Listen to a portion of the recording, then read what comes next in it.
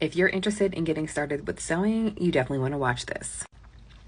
As a sewist, one of the questions that I get asked most common is, what do you need in order to get started? So let's go ahead and address that first.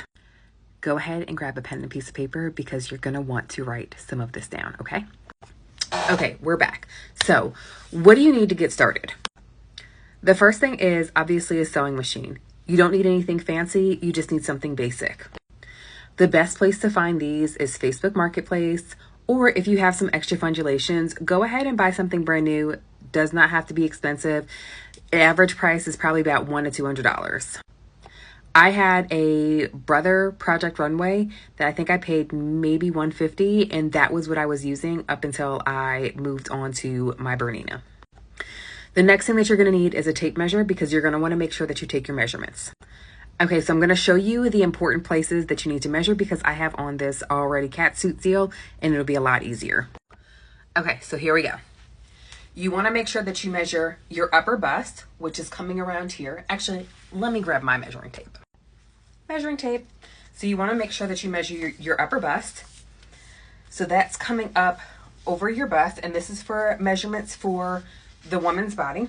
So you've got your upper bust, your actual bust, so you're going to go across your nipple line, your under bust, which is kind of like your bra band, your waist, which is where, if you were to do the I'm a little teapot, that's where your waist is, okay?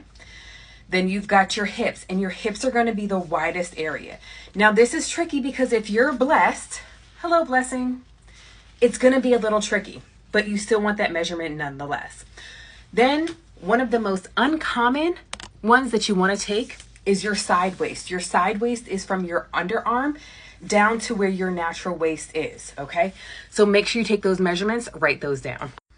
As you get more into sewing, some of the other measurements that you're going to want to take are your bicep, your calf, your thigh measurements. You should also make sure that you know your inseam. Once you take all of those, write them down, keep them handy because there is not universal sizing within sewing. For example, for one pattern company, I might be like an XL up top and like a 3X down bottom, whereas for another company, I might be like a 7X. So it really depends. You want to go off of your measurements, not just any kind of ready to wear sizing. Okay, so we're going to stop here. This is going to be a series. Definitely drop comments as well as questions below if you have them so I can make sure that I create the content that you really need and you find interesting. Okay, I'll see you next time.